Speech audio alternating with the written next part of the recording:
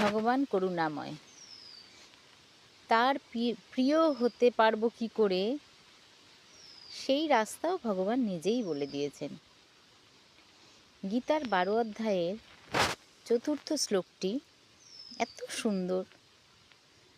ভগবান বলছেন, সংনিয়মেন্দ্রিয় গ্রামং সর্বত্র সমবুদ্ধয় তে প্রাপ্নুবন্তি মামেব সর্বভূত হিতে রতাঃ।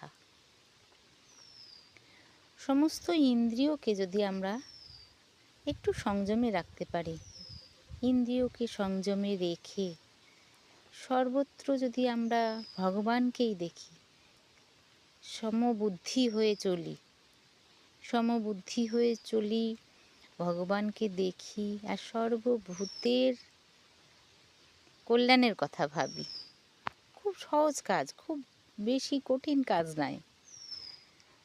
সব্বার কল্যাণ তো আমরা চাইতেই পারি, তাহলে আমরা ভগবানকে পেতেই পারি।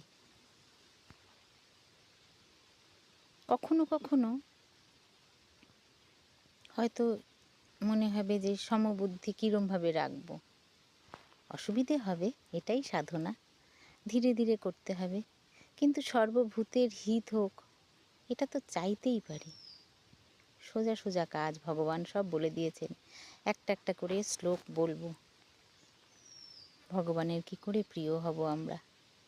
আমি চেষ্টা করছি, সবাই চেষ্টা করুন। জয় মা, জয় ঠাকুর।